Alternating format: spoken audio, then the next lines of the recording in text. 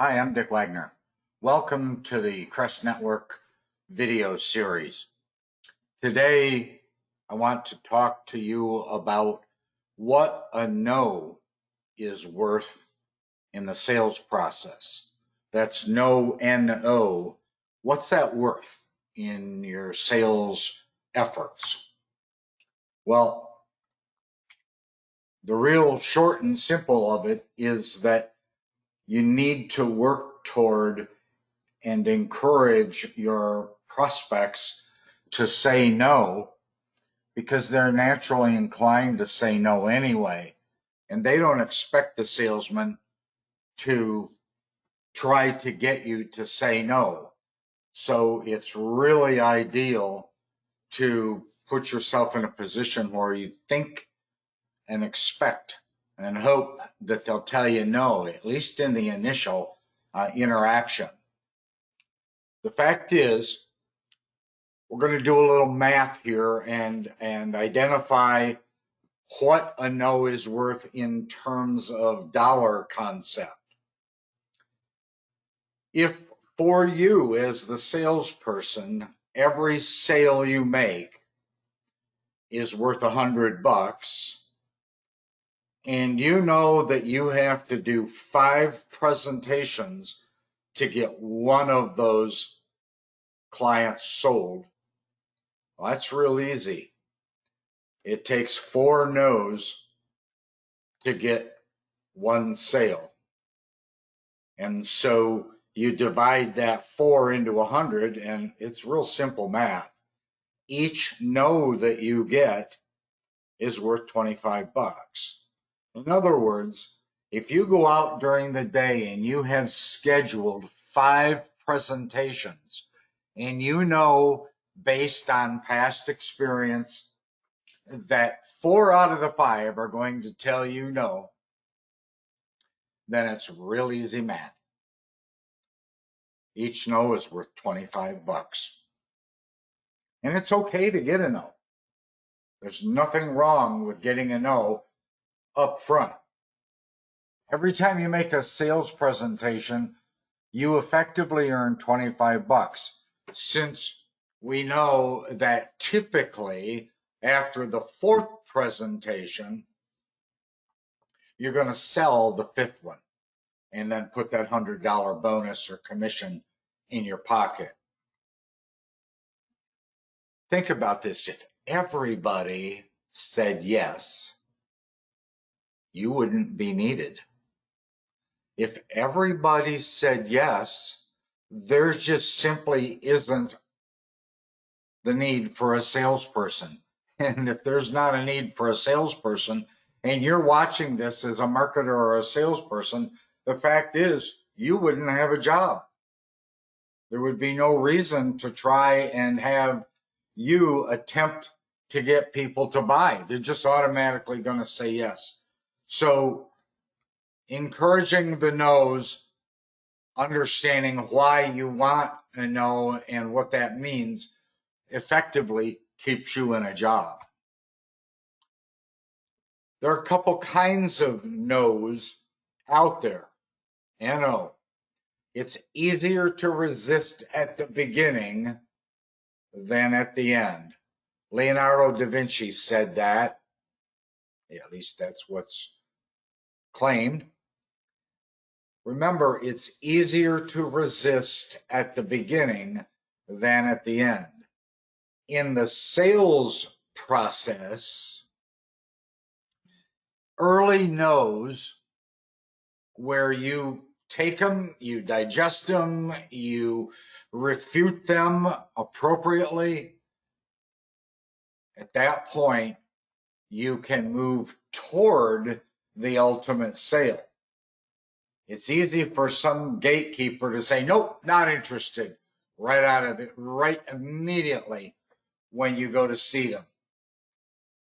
But after you've spent time with them, they've got to know you a little bit, they've heard a little bit about what you do and why you do it and why you care, now it's much, much more difficult to resist, especially when you get to the end of that.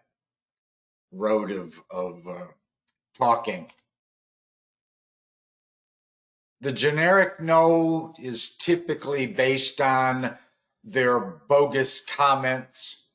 I don't have time. It's not what we're looking for. I'm just not interested. The fact is, everybody has time. It's how they choose to prioritize it. The fact is, when they say it's not what we're looking for, first off, in almost every situation, they don't know what you're offering. So when you get it's not what we're looking for right out of the gate, it's just bogus. It's generic. Essentially, they're telling you no. If they say we're not interested, they're telling you no, but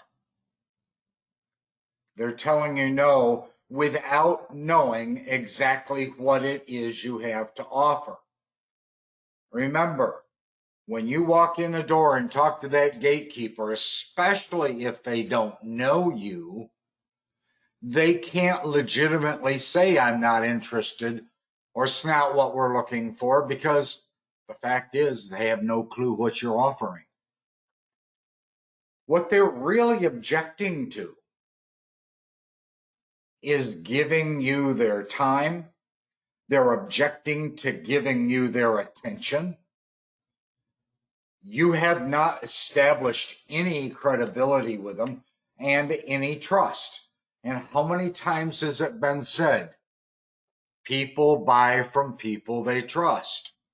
If you haven't learned, and there are other videos that we've done teaching you how to develop credibility and trust, if you don't know how to do that, you need to learn that. That's crucial. And when you walk in for the very first time, you've got to bring some credibility or trust with you. Otherwise, you're going to get a no, and it's going to be a hard no. The maybe no is a little different. The maybe no is, well, we don't need that. We want a more detailed approach. Or it's the classic, I know many of you get this, you have to speak with corporate. Or they might tell you, sorry, management's gone for the week. Really? Management's gone for the week. Okay. They're just excuses. That's what I call a maybe no. It's just an excuse. They're finding ways to put you off, to ditch you, to get rid of you, so they don't have to deal with you. And yes, sometimes no means no. An absolute no means, and some of you sales folks are going to have a hard time with this, an absolute no means move on to another prospect. An absolute no means don't waste any more time with this client or prospect.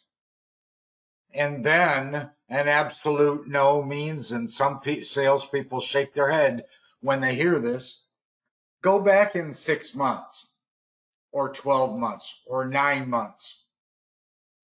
Because that no that you got today may very well change in 6 months. How would it change? A brand new manager in place, a brand new boss, new corporate policy. Their whole life is changed. For those of you that have gotten no, no, no, no in your sales efforts, especially if you're selling the pre-disaster program, the prep program, if you're selling that and you've gotten no's, now that we're winding hopefully toward the end of this coronavirus or COVID-19, because we're recording this today on April 1st, 2020, 6 months from now, they may have a whole different attitude, a whole different respect for your offering of a pre-disaster program. One last thing. It's really cool and it's very easy to do and it's incredibly telling. Ask them to rate your presentation. When you've done a presentation, let's say that you've done, you do 5 of them during the day. And we know that 4 of them very likely are going to generate a no.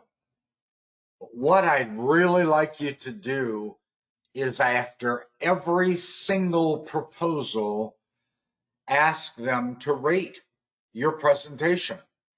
And the way you ask that is, was my proposal a 10?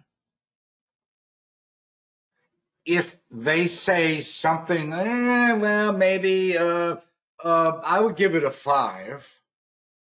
Perfect response, because now you can come back with, awesome, great. Thanks for being straightforward with me. What would have made it a 10?